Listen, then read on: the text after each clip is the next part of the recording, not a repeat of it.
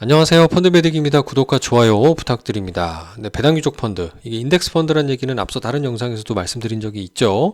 미국의 탄탄한 25년 이상 배당금을 증액해온 아주 탄탄한 기업들만 모아놓은 인덱스입니다.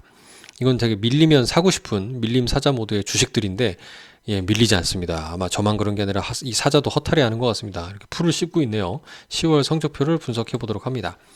10월 말 기준으로 1.94% 하락을 했는데요. 빨강색이 배당귀족 펀드이고요. 녹색이나 파랑색이 나스닥이나 S&P 500 지수입니다. 최근 3년 기준으로 이렇게 시장이 폭락할 때는 주식은 당연히 30% 넘게 하락할 수도 있습니다. 과거에는 뭐 반토막 이상 나는 경우도 흔했었고요. 근데 이런 상황에서 배당귀족 주식들은 상당히 우량한 주식들이라는 게 여기서 나타나는 게 사람들이 최대한 쥐고 있다가 잘 안 던지는 주식이란 걸 볼 수 있습니다. 빠져도 주식의 절반 정도밖에 안 빠집니다. 15% 많이 빠질 때가. 이럴 때가 사실은 굉장한 기회가 될 수 있지 않을까. 왜냐하면 이때 사놓으면 안 망할 것 같은 정말 튼튼한 기업들을 염가에 저가에 사람들의 어떤 심리적인 공황을 활용해서 사들일 수 있는 찬스였다는 거죠. 이런 기회가 언젠가 또 올 수 있다라는 차원에서 이 펀드를 좀 바라보고 있습니다. 그렇기 때문에 저는 지금 이렇게 많이 올라와 있는 시점은 언제든 이 주식이 다시 무너질 수 있는 상황이 언제든 재발될 수 있기 때문에 그때야말로 바로 이 미국 배당귀족 펀드를 살 수 있는 기회가 되지 않을까라고 노려보고 있는 상황이라고 말씀드립니다. 지금은 좀 아닐 수 있지 않을까. 마켓 타이밍이 의미는 없겠지만 그래도 조금 약간 찜찜한 모습으로 바라보고 있습니다. 배당 매력이 높진 않아서라는 말씀을 일전에 드렸었기 때문이고요. 월간 수익률 면에서도 지금 10월달 마이너스, 그래도 한 4개월 양호한 모습을 보일 때가 이렇게 금리가 하락하는 모습의 이런 상황에서 마치 채권 가격이 올라가듯이 이런 채권 같은 주식의 면모를 보여주는 시기였다고 말씀을 드립니다. 언제든지 이런 시기가 재발하기 때문에 금리가 급등하면서 주가가 밀리는 시점을 좀 노려봐서 샀으면 좋겠고요.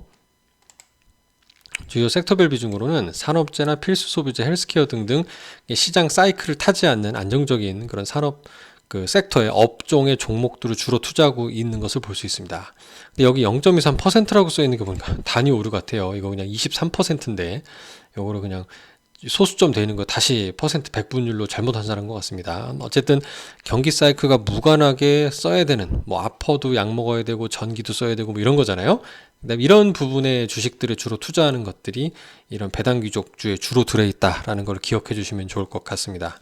그리고 특정 기업에 뭐 몰빵하는 게 아니라 이런 복수의 기업의 인덱스로 투자하는 장점을 가지고 있는 거고요. 상위 열종목도 캔뷰 같은 일전에 제가 좀 생소하지만 말씀드린 회사들이 들어 있습니다.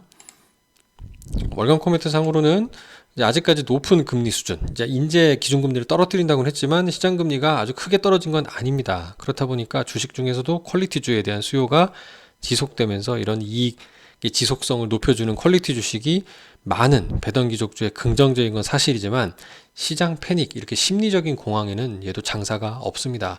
이렇게 그때가 바로 절호의 찬스가 될 수 있기 때문에 그때를 저도 노려보고 일정 비중은 현금을 좀 들고 있다가 시장이 빠졌을 때 공격적으로 매수할 수 있는 그런 준비를 하고자 합니다. 향후 코멘트 상에는 이제 과거 당선 후보와 무관하게 대선이 끝나잖아요. 그 다음에는 미국 증시가 굉장히 좋았다. 불확실성 해소와 함께 강세를 보였다라는 근거를 내세우고 있습니다. 주식 좋을 거란 얘기입니다. 단기적으로는 트럼프 당선 시 대외 관세 부과, 이게 좀 리스크인데요. 재정 지출 확대, 국채 발행량 증가, 이런 거는 인플레이션 압력 확대, 통화량이 늘어나는 거기 때문에 투자 심리를 또 위축시킬 수 있는 거 아니냐라는 우려감도 꼭 기억할 필요가 있고, 이게 과연 그러면 언제 시장에 충격을 줄까라는 거를 좀 잘 봐야 될 것 같습니다. 그러니까 마냥 기다리다 보는 또 기회를 놓칠 수가 있으니까 시장에 일단 자산 배분형으로 함께 묻어서 가다가 좀 시장이 불안해지는 무렵을 잘 이제 매월 관찰해 보는 것이 핵심이 아닌가 생각이 들고요. 금리 부분에 있어 추가적인 B컷 가능성은 낮다고 판단을 하고 있네요.